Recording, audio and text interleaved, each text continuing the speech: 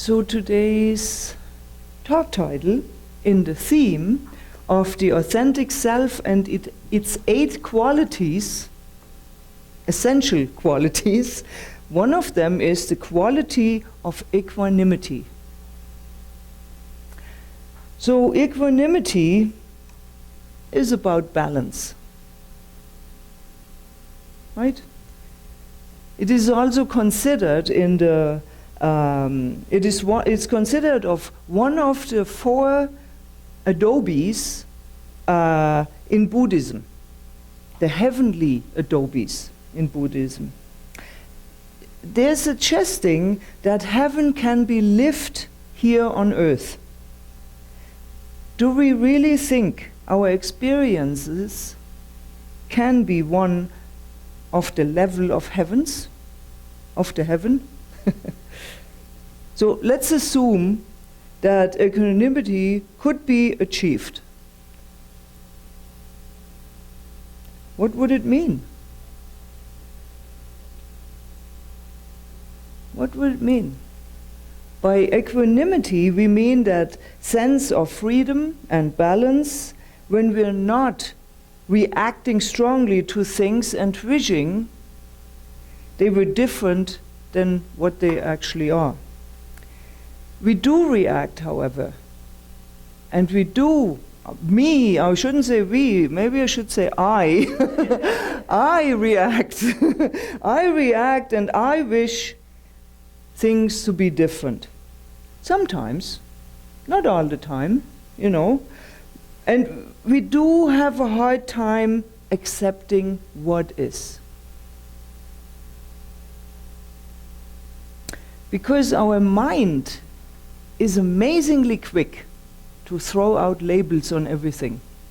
Good, bad, right, wrong, black, white, different, indifferent, happy, unhappy, all of that good stuff. Acceptable, unacceptable. Oh, this is unacceptable, right? Beautiful, ugly. We have it. We have it all. We have it all.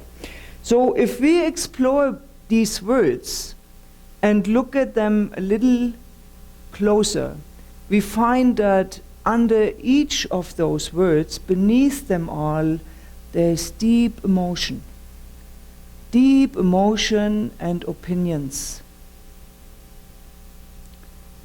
And when we allow us to just take enough time, a step back, just enough to get a breath in, one full breath, then we see a deeper truth beyond what actually the appearance is of that. So picture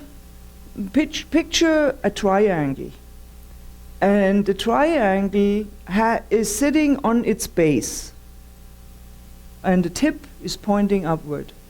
And on that tip rests life.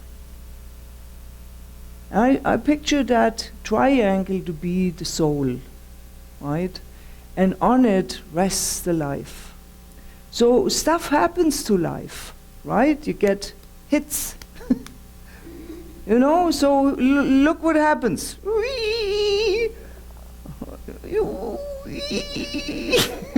Right? It takes some teeter-tottering to hang on to that little point.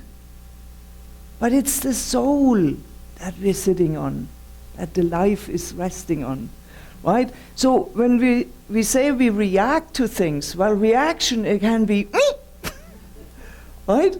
But if we respond, if we change it to responding, we could do and come back up. We could let it happen and come back up. We could let it happen and come back up, right? On both sides. Doesn't matter if it's good, bad, or ugly. If it's beautiful or whatever, right? So, the soul, I come to it a little later. So I want to tell you the story about the farmer. You probably have heard of that, but it fits so beautiful in here. I'm going to put it out there. The farmer that had one horse, and that one horse was his livelihood. He used it to bring in the harvest, and that horse one day ran away. Oh my goodness, you poor fellow, what a misfortune, people were saying. And he was saying, misfortune? I don't know. Maybe yes, maybe no. All I know is the horse is gone. So, few days later, the horse comes back bringing 6 wild horses with him. People were saying, oh, you're so fortunate. Now you're rich. You have the most horses from all of us. Fortunate? The farmer said, I don't know. Maybe yes, maybe no. All I know, I have now 7 horses. Right? So his son jumped on one of the wild horses and tried to break it, and he fell off. The horse bucked him off, and he broke a leg. People come running again. Oh, you poor guy. You're so misfortunate. Your son, he is unfortunate too. The farmer said, I don't know. Maybe yes, maybe no. All I know is my son has a broken leg now. Got to take care of him. And a week later, the army came to town and looked for all the young people, the young men, to pick up the young men to put them into the war. And they came to the farmer's house, and they saw the son with the broken leg. We can't take you. We leave you at home. And there the people say again, you fortunate person, right? And here the farmer says, fortunate, yes, maybe, maybe not. We'll see. That is a little bit of the balancing act that can happen in life. The soul is described by Ernest Holmes as the creative medium of spirit, the subjective side of life, the mirror of mind, for it reflects the forms of thought which are given it. Human soul life reenacts the soul life of the universe. Soul is subjective because it takes the thought of conscious mind and acts upon it. Its nature is subjective, and it cannot analyze or reject. It can only carry out the orders given it. Infinite in its power and ability to do, but not knowing that it does. So the soul just sits there and knows itself. And the life, the human life, is on that soul.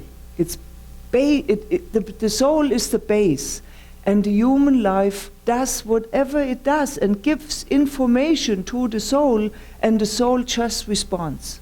The mirror of mind. It will happen when we allow it. An image often used to describe equanimity is being like a mountain. Right? The mountain just sits there. There is the rain and the snow and the ice and the storms. The sun is shining on it. It doesn't matter, the mountain is there. No matter what's going on around it, the mountain is still the mountain. That's why when we know ourselves and actualize our true self, when we move into the depth of our being, we're becoming what we were born to be. Is this what will serve us in our daily lives? Yes, it absolutely will. And can we be ready to weather then all storms, even-tempered and being calm? That's absolutely possible too. We might, however, need a little bit of patience and a bit of praxis, along with some willingness.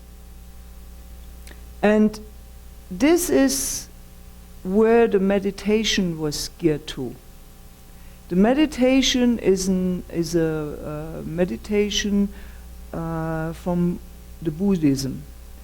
You put in mind first yourself, and you build that base, right? That base is you, it's here. And then you add to it your loved ones. And it could be one person or more. And then you add in the next step a stranger. Could be the guy that is your bus driver or the mailman, whatever. And then you go a little deeper into the uncomfortableness, and you add perhaps someone you have an issue with. And then you extend it out into the world and include all beings and things. This is a practice to open and to receive and to extend that love that we are into the world, into a person, a community, an idea, whatever it is that you're working with, that we're working with. And another reminder of the connection of equanimity and patience comes from a poem by Walt Whitman in his poem Leaves of Grass. I exist as I am. That is enough. If no other in the world be aware, I sit content. And if each and all be aware, I sit content. One world is aware, and by far the largest to me, and that is myself. And whether I come to my own today, or in 10,000, or 10 million years, I can cheerfully take it now, or with equal cheerfulness, I can wait.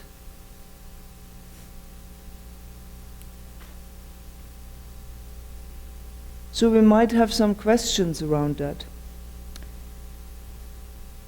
Won't trying to maintain equanimity just get me taken advantage of? If people are abusive to me at work or in my relationships, do I have to just sit there and take it? My answer is absolutely not. No, no, no. Equanimity does not mean that we simply accept everything that happens. By focusing on what actually is happening right now, we may see opportunities to act to keep the situation from getting difficult, or see when we need to get out of a bad situation. It gives us clues, the feelings that we're connected with. Instead, it means that we don't spend our time worrying about what hasn't even happened yet. Right? We have these stories that we make up. We see something, immediately we react, and we come up with a story. So by focusing on what is actually happening, we may see that opportunity.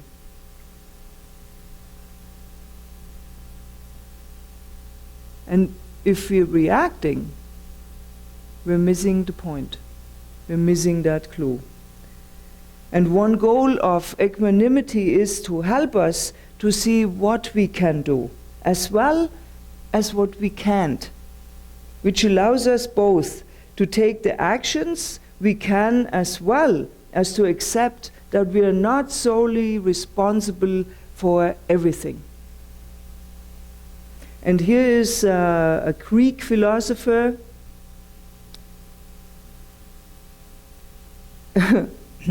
Epictetus?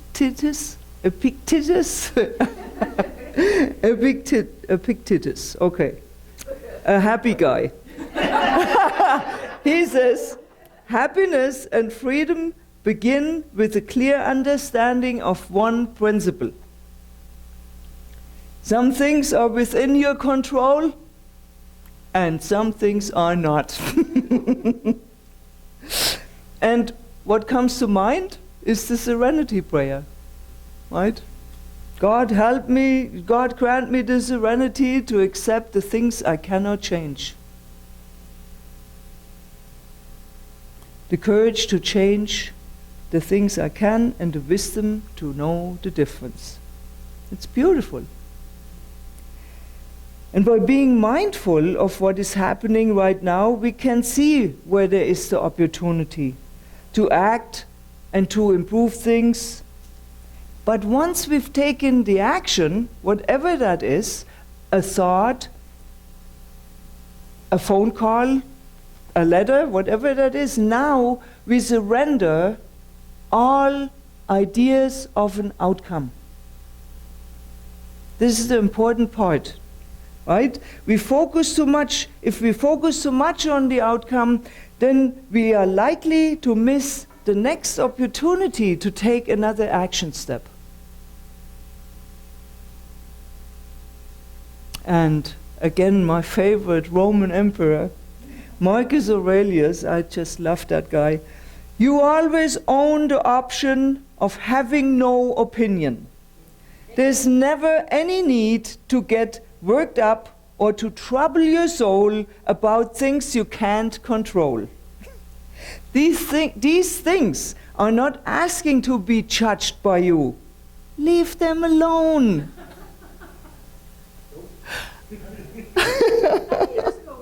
Who laughed here out loud? Recognition is good. Here's another question. Is equanimity the same as having an attitude that it's all good?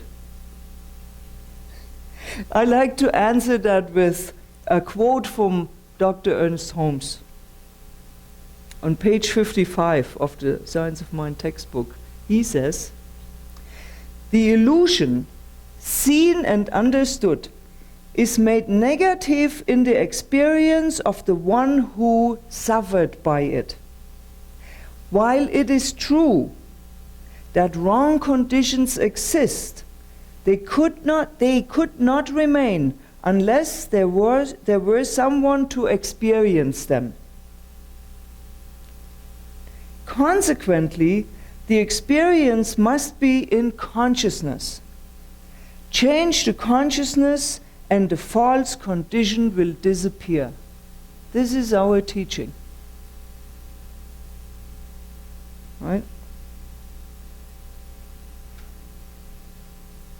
Recognizing this part of equanimity, when something difficult or harmful happens, we recognize it, we feel the hurt, and we remain mindful and find the opportunity for the right action. And this might mean getting away from the situation. This might mean quitting the job, right? It also means we don't spend any time blaming anybody, neither do we blame ourselves.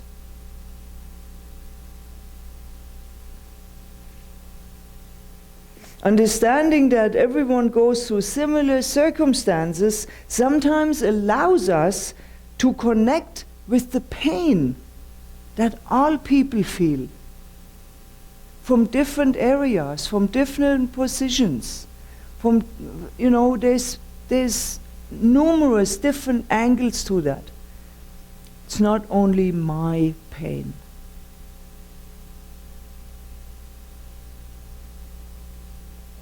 And equanimity does not mean doing nothing. Right? It means accepting that things happen regularly. They pass quickly, and they present opportunities. And there is a Tibetan Buddhist analogy. They liken the mind to a vast, clear sky. They say, all our sensations, thoughts, and emotions are like weather that passes through without affecting the nature of the sky itself. The clouds, the rain, the winds, the snow, and the rainbows, they come and go. But beyond it is the sky. It remains clear and unperturbed. Let your mind be that sky, and let all these mental and physical phenomena arise and vanish like the changing weather. In this way, your mind can remain balanced and relaxed without getting swept away in the drama of every passing storm.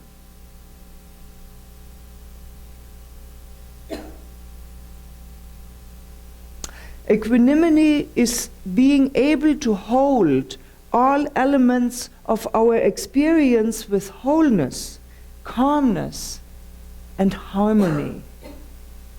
Right?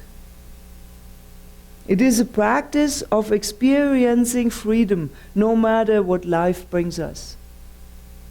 And I'm doing this, and don't get confused about a scale.